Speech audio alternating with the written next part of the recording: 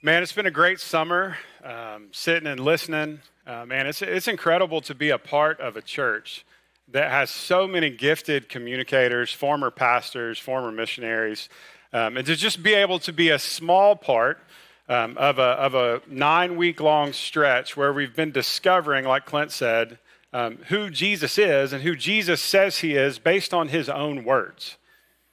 And that's what we're going to look at today. And I've had the chance to wrestle with a little bit of this week, you know. I went back and listened to some of the messages from the first part of the summer to refresh myself. Because a typical Sunday morning, I'm kind of in and out, catch like maybe 70% of a message, maybe if it's a good Sunday. And so I had to wrap my mind around what was going on and what we needed to jump into today. But I'm excited, like Clint said, to be able to be at a spot where we can give Clint those weeks off to refresh during the summer. It's a beautiful thing for a lead pastor to be able to do that. So for those of you guys that are here today that helped teach in the series, thank you. You know, a couple weeks ago, I turned 40. And leading up to that birthday and since, I've been doing quite a bit of extensive thinking. You know, when you get to those watershed moments or those really big moments in your life, you know, things kind of flash before your eyes or you remember things from when you were younger or whatever. And I know I said 40. Yeah, I'm the oldest person on staff, and I'm convinced that was like the chief reason why I was hired, because I'm a little bit older than Clint. I got the gray a little bit earlier, got bald faster, all of those things. But I started really examining my life, right? What has it been up to this point? What are some things that I've been able to check off of the things that I can do list, right? What are the things that I don't need to be doing, right? I'm well aware of that list. Some of you have your own list. You have the I can do these things list, and you're really solid with those things. And then you have the I just don't need to do these. I need to have friends that can do those things. And so you have some time. I've had some time over the last few months to reflect on who I am and who I'm not, right? Like one of those things on the I am not or I can't do or I should not do list is ride a bike. A couple years ago during the first part of COVID, Robin and Adam and Clint and Christian and the rest of the crew tried to teach me how to ride a bike. We actually have video footage of my unsuccessful attempt as at that point, 38-year-old, to be taught by my daughter how to ride a bike. So that's one of the things I can't do. In fact, the other day I was at a serving event with Shane Henderson's family, and Shane and Georgette and their kiddos were there, and Troy, who's like 3, was showing me how to ride a bike on his balance bike, right? And he did better than me. So there's a list of things, though, that we all have. We all have those things that we can and that we can't do. And some of us sit in that tension, and we realize the serious nature of some of those things. Like riding a bike, that's funny, yeah, I can't do that. But there are a lot of other things that I can't do or that I haven't been able to figure out yet. There's a lot of things that are wrapped up in those kind of conversations that are questions about identity, right? Who am I? What am I capable of, right? And so we have those moments, we have those times, you might even have those lists maybe mentally in your head of what those things are that you're capable of. Maybe coming to grips with some of those thoughts like I have this summer. And I think this is crucial to our conversation today as we kind of put a cherry on top for the series for the summer. The first truth that I kind of want to just glance over is that self-awareness is an important tool for growth. Knowing who you are, knowing where you came from, knowing where you're headed, being okay and secure in the things that you can and can't do. But our culture today, is just all around us, right? It's chaotic.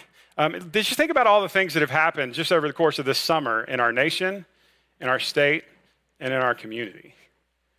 There's a lot of things going on that take us away from spending time examining who we are and who we're wired to be. There's just so much noise and so much chaos and so much stress A couple weeks ago, we had the opportunity to serve through Bridging the Gap summer lunch. And just the inflation rate, just to pay for the food over the last couple years and how things have changed. Just the stress of going to the gas pump. The stress of a lot of different things in our life. It chokes out a real in-depth understanding of who you are and how God's wired you. So we're in the middle of all of this chaos. Everything's kind of flying around us, and it's really easy for us to get distracted. And one of the things, though, I've learned about Jesus this summer is that Jesus never got distracted. Jesus knew who he was. He knew where he was headed. He knew what statements he was making. Everything may have not been measured, but it was purposeful and intentional. And he never got distracted. And we're going to see in the passage that we're going to look at today a very intentional, very focused, very edgy Jesus, to be honest with you. And I tried to read the edge out of that conversation this week. because I wanted it to be a little nicer, right? I don't like conflict. I don't have a lot of people that are enemies, so to speak. I don't really like that. But this conversation that Jesus has with some guys today that we're going to dig into helps us to see that Jesus is laser focused on his mission. And as we've unraveled these things for the summer, a big question that I want to kind of start our talk with is this. This has hit me really hard all week. How can I let what I know to be true about Jesus change the way I approach my relationship with him? How can I let what I know to be true about Jesus change the way that I handle my relationship or approach my relationship with him? Do you believe these statements that Jesus shared that we've looked at this summer? And does that belief change the way you live? Because if it's just something you believe and it doesn't spill over into how you live, you need to look at that. Do we let the noise and the chaos of our day shake us from being able to answer that question? I would submit that we do. A lot of us do. We wake up with very good intentions and then we forget about Jesus over the course of the day. Today we're going to look at a passage of scripture that is tucked in the middle of the Gospel of John. A few weeks ago, Michael Gunnan preached, and it was an incredible message, and he walked kind of through kind of how John is put together. But the Gospel of John, the first like 2/3 of it are about the 3 years of Jesus' ministry, and then the last chunk of it is basically about the last days of Jesus' life, right? So in the Gospel of John, this story, this interaction, this conversation, this discussion, honestly, this argument that we're going to look at here is kind of tucked away in the middle of all that. It's kind of tucked away in the middle of the ministry part. And actually, earlier this summer, we looked at an early part of this chapter. But today, we're going to look at the end of John chapter 8 and see what there is for us to learn from today. And in this passage, like I said earlier, I really wanted it to be a nice, friendly dialogue. It isn't. It escalates really, really quickly. And we're going to go over that, but if you have your Bibles with you, if you don't, it's going to be on the screen. Those of you that are online will be on the screen too. We're going to start in verse 31 of John chapter 8. To the Jews who had believed in him. Now, this is a different group than the Pharisees who he was arguing with before this. Okay, so this is a group of people that were kind of on the edge or may have believed kind of in Jesus, right? That's how John is describing this group of people. So it's a different group from the Pharisees, maybe a smaller group, and he's describing these people this way. To the Jews who had believed in him, Jesus said, if you hold to my teaching, you are really my disciples. Then you will know the truth, and the truth will set you free. Verse 33, they answered him, we are Abraham's descendants, and we have never been slaves of anyone. how can you say that we'll be set free? Seems like a pretty honest question, trying to gain some understanding. The beginning of verse 31 is very similar to the words that Adam shared last week. Hold on to my teaching. Stay connected to the vine, right? Hold on to my teaching, and then you will know the truth, and the truth will set you free. Now, the chance that you've heard that passage may be lifted out of context before, but this is the context that passage was shared in.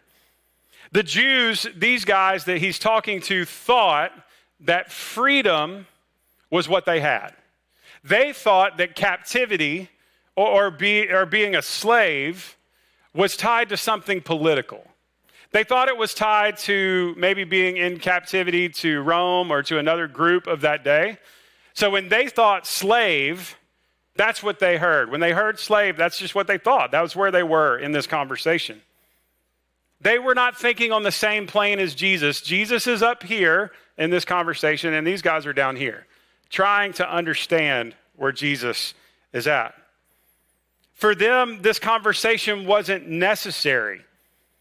They said, hey man, I don't know what you're talking about. We're descendants of Abraham. We're free people. We've never been in the bondage of slavery. And then Jesus in verse 34 ups the ante. This is what he says.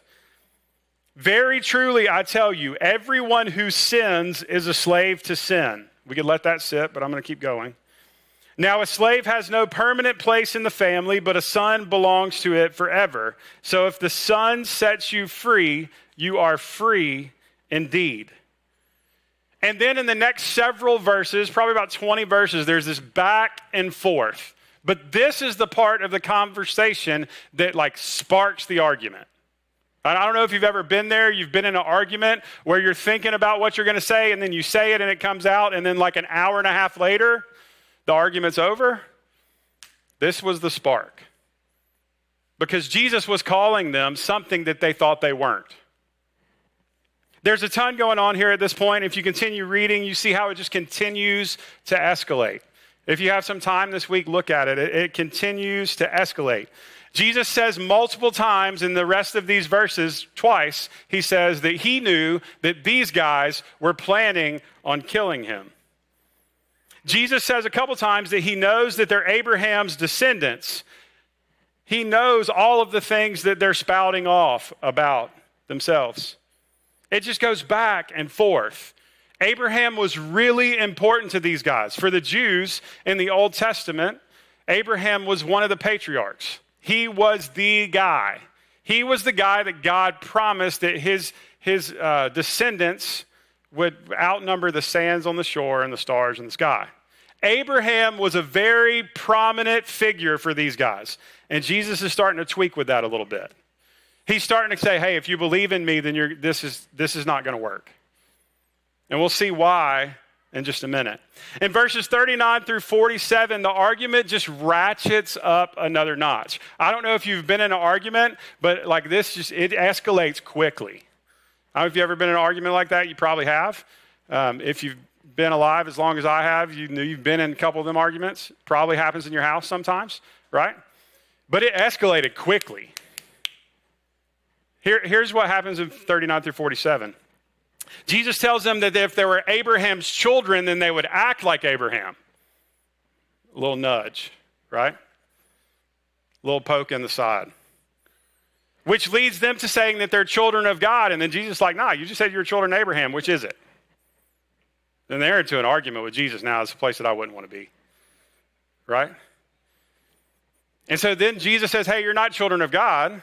Because if you were a child of God, then you would treat me differently. Oh.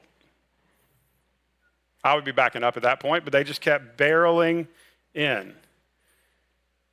Jesus actually calls them children of the devil, and they respond by saying that Jesus was demon-possessed.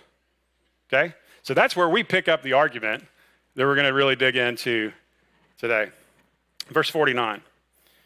Jesus says, I am not possessed by a demon, but I honor my Father, and you dishonor me. Verse 50, I am not seeking glory for myself, but there is one who seeks it, and he is the judge. Verse 51, very truly I tell you, whoever obeys my word will never see death. And they're shouting at this point. Verse 52. Now we know that you are demon possessed. Abraham died, and so did the prophets. Yet you say whoever obeys your word will never taste death. Verse 53. Are you greater than our father Abraham? He died, and so too did the prophets. Catch this question. Who do you think you are? I've been sitting in that question for about 10 days. Jesus is being asked this question by these guys arguing with him. They're yelling, they're at the peak of the argument, and they say, who do you think you are? Now, to be fair, we have history on our side. We know how the story ends, and we know our role in it. But this is a very, very heated exchange. But how many of us have asked Jesus that question? Maybe it's not in an argument. Maybe it's in a room much like this where God's leading you to do something and you don't want to respond to it. You don't want to push past that comfortable spot in life that you're in. And you respond with, well, who do you think you are? That's real. We've been there. I've been there. You know, I wasn't yelling at Jesus in person, but I've yelled at him, in my room by myself, in my car. Who do you think you are? And if we're spouting that question off, we got to think about who we are too. And the guys in this particular argument, they didn't really look at that. So at the peak of this discussion or argument or whatever you want to call it, these guys are bold enough to ask Jesus who he is after he has spent hours explaining it to them. Verse 54. Jesus replied, and he doesn't even get upset about that question. Who do you think you are? But this is how he replies. If I glorify myself, my glory means nothing. My Father, whom you claim as your God, is the one who glorifies me. Though you do not know him, I know him. If I said I did not, I would be a liar like you. Another little jab. I would be a liar like you, but I do know him and I obey his word. Your father Abraham rejoiced at the thought of seeing my day. Another jab. And then they said, verse 57, you're not even 50 years old yet, and you've seen Abraham? Very truly I answer you, verse 58. Jesus answered, before Abraham was born, I am. At this, they picked up their stones to stone him, but Jesus hid himself, slipping away from the temple grounds. That escalated super fast. But we have to understand why that escalated so fast. And there's nothing here in the text that helps us really understand why that escalated so fast. Why was Jesus saying before Abraham was born, I am, like fighting words? Why was that pick up the rocks and kill the man? Why? And there's a lot of things that are going on here, but if we go back to Exodus, which is the second book of the Old Testament, at the very beginning, we see a story, an interchange between God and Moses. Now, the story of Exodus is really the pulling of the Israelites out of slavery and captivity in Egypt. And we don't have time to get into all of those details and what that looks like today, but in this chapter that Jesus is referring to, he's pulling back on something that God said to Moses to describe himself centuries before. And check this out, this is important. These guys that he was arguing with would have fully understood exactly what he was saying. So we jump back to Exodus chapter 3. Now, there's a lot of things going on in Exodus chapter 3 that I can't really get into. There's this story about a bush that's on fire, but it's not burning up, and God's talking out of it, and we can't even really get into that part today, because that's not really what we're digging into. But if we look at verses 13 and 14, there's a lot of power in this statement. Moses is sinking in to what he's being called by God to do. He's been asked by God to lead these people out, and he's making all these kind of excuses. I don't know if you've ever been there before, where you're just kind of making all these excuses, and then eventually God clarifies it, and Moses is kind of okay now, and he's getting to the point where he's ready to lead. And Moses asked a really good question. I think this is one of the clarifying questions that I for sure would have asked if I was put in the same spot.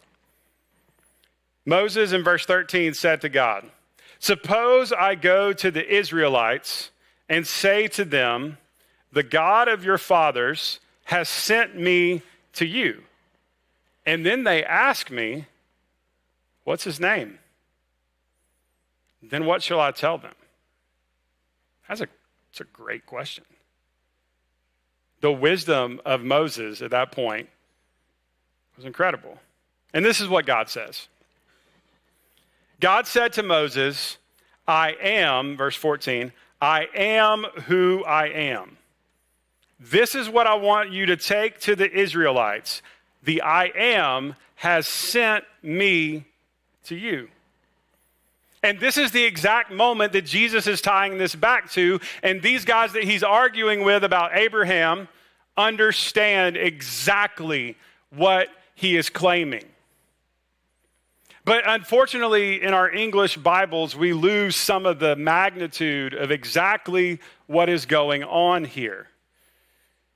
This lacks a little bit of punch in English when we read it. So we're going to dig into it a little bit.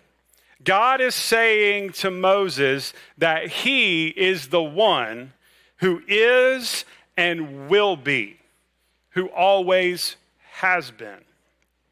The name that God gave Moses encapsulated everything that God is, was, and will be. It was tied to his nature and to his action, and the repetitive nature of the phrase, him repeating the word "I am," suggests that God is to be, that he's interrupted. He can't be contained by any of our human, containments like time or power or anything else.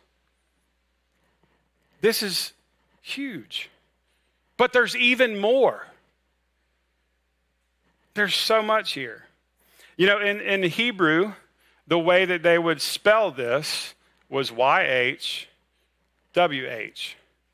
which eventually gives us the word that we know in English as Yahweh, which eventually gets pushed into Jehovah, which is another name for God. And if you're a nerd like me, you can dig into this for a really, really long time. Trust me, I had to fight that urge this week. But there's a lot that's going on here that's not just about a name. A couple scholars that I read this week, I think, shed some light onto this better than I can. One scholar suggested, to the Hebrew, to be does not just mean to exist, as all other things and beings do as well, but to be active, to express oneself in active being. It's the God who acts. Another way to put it is that I am what in creative activity and everywhere I turn out to be. And then again, I am the God who really acts.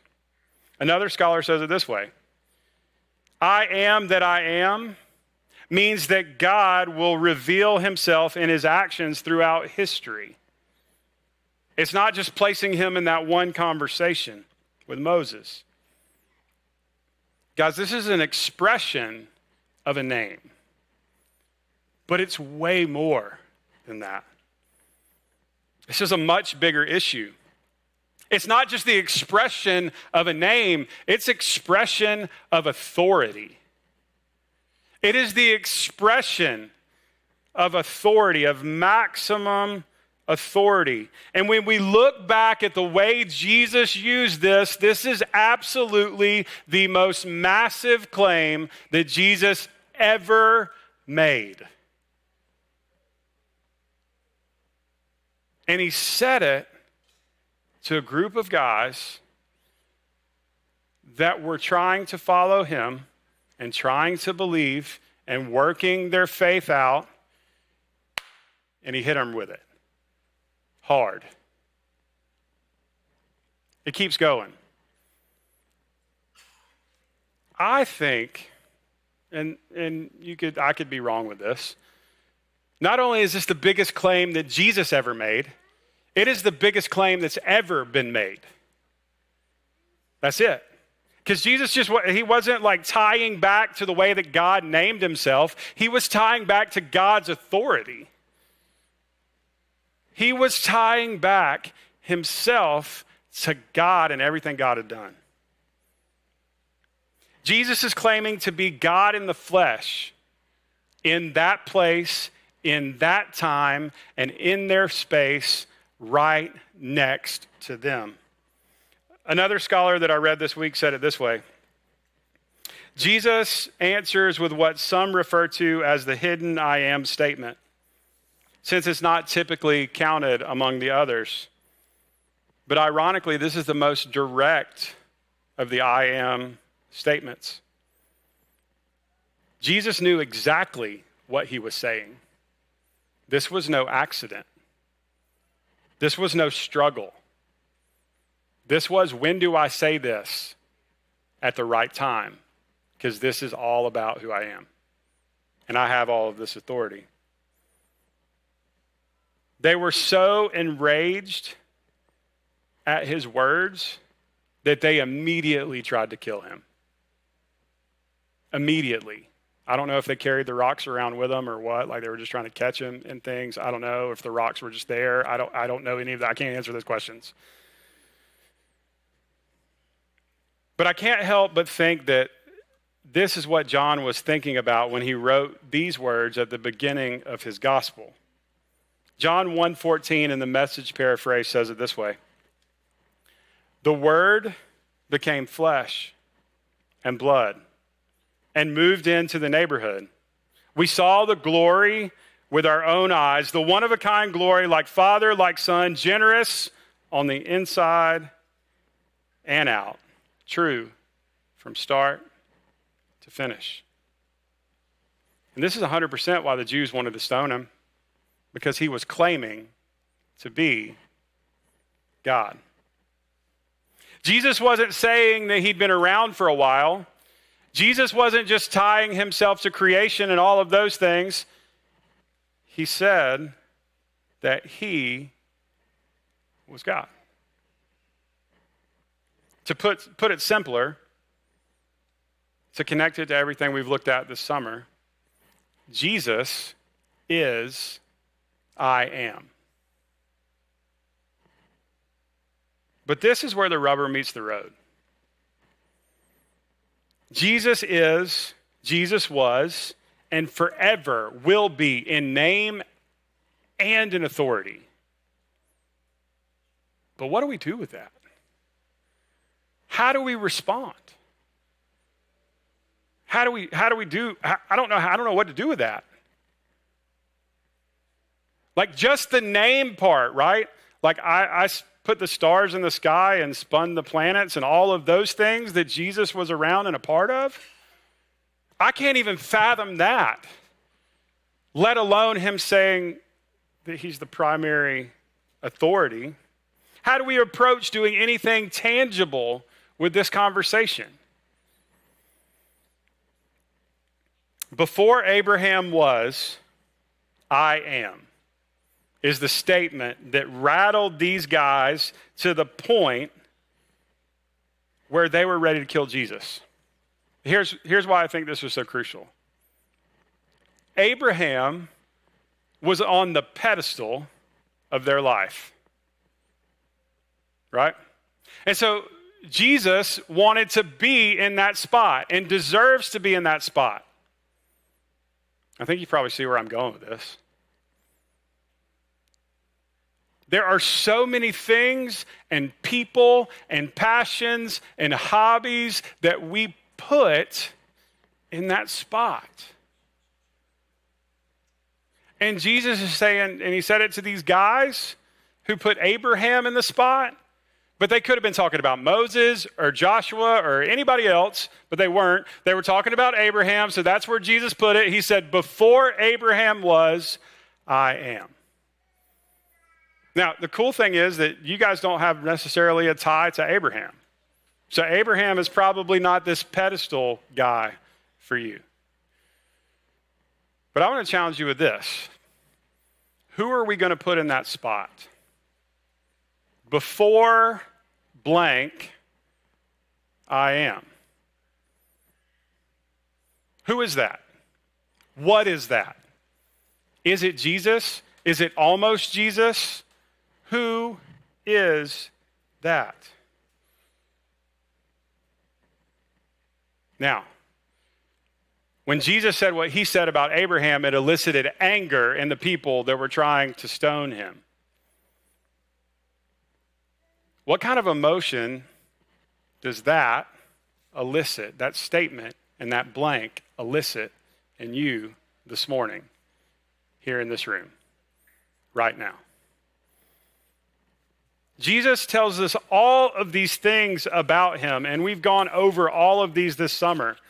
I am the bread of life. I'm the light of the world. I'm the gate. I'm the good shepherd. I'm the resurrection and the life. I'm the way, the truth, and the life. I am the vine. I'm all of these things. And these are all good things. These are all great things. These are all the incredible gifts to us. And Jesus will continue to be those things for us. Who else can be all of those things? But we have a choice to put him in that spot where these guys put Abraham. Now, Aaron and I have 3 kids. Eli is 16, Caleb is 12, and Emmy is 9. And you could say that we're in the thick of it, right? There are a lot of creative discussions going on at our house on the regular. But lately we've had this conversation about the things that you can control in life. And I would argue with them that there's 2 things that you can really control in life, and the second one is what really is important right now. But we tell them all the time that you can control how you respond. That's it. You can control how you respond. These guys that wanted to stone Jesus, that was their response. But we always have a response. As I've dug into this week, I can't think of anything better to share. We always have a response. You know, I was reading this week and I came across a line in a book that hit me like a ton of bricks. It said this: all who rightly know anything of Christ earnestly desire to know more of him. So I don't know where you sit today, but I want to be a person who earnestly desires to know more of Jesus. That's it. That's first. And if it has to be, that's only. Because there's a lot of good things that are on our pedestals, guys. A lot of good things. We all have a response. So today I want to give you maybe some things that could be your response right now. As we wrap this series today, I know that we're all in a different spot. But we all have a response. We all have a response to the greatest claim that ever has been made. And we can't sit on it. Because I think for many of us, our response is not doing anything at all, right? When we have the chance to respond to Jesus, we're like, man, I did that when I was 9 or 10 or last week. Why do I have to respond again this week? Guys, I have to respond every day, and I'm still bad at it. Maybe your response is to continue on the track that you're on, earnestly desiring to know more about Jesus. Maybe your response is to set aside some time at the beginning of your day to just simply reflect on the words of Jesus. Adam shared last week that he just read the red letters of Jesus in the New Testament while he was prepping for his message. Just read those. Just let Jesus speak for himself. And then hold on to something for that day. We make it way more complicated than it should be. And this is the one where I struggle with the most. So tomorrow morning, I'm going to get up and look at those words of Jesus. And hopefully that starts something new. Maybe your response is to spend some time in quiet this week and reflect on who you are and who you're not and how the I am fits into that. Maybe your response is to head out to the blue tent after the gathering and take a step that you've been avoiding for some time now. That's why the tent's there. That's why volunteers set it up every week and tear it down every week. It's for a response. And I'm not a big pushy guy on like responses at the end of messages at all. I just want to leave it out there because it's what Jesus gave to us today. But maybe the response that you need is to be that volunteer that sets up the tent next week. How about this one? Maybe your response is to continue having a conversation about what it looks like to follow Jesus. And if that's you, I want you to text the word begin to the number that's on the screen. And our staff has access to that line, and we'll communicate with you starting this afternoon, starting right now. If you're stuck and you don't know what to do, that's why we're here. Sometimes we get stuck and we don't know what to do. And lastly, maybe the step to take, maybe the response to take is to think about who you've had in that blank that we talked about earlier.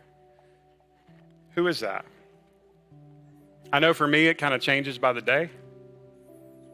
But who is that right now? Or what is that right now? And how do we start shifting around who's in that blank? How do we make that blank Jesus?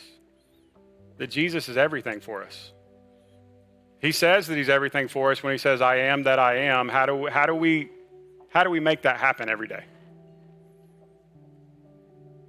Jesus told those that would listen over 2,000 years ago exactly who he was. And they responded. It wasn't in the way that he necessarily wanted them to respond, but they responded. But there's a lot of people outside of those guys that tried to stone him that responded in a way that changed the world. That's why we're here right now, trying to change our little small corner of that world. Can we be people daily that respond in the same way?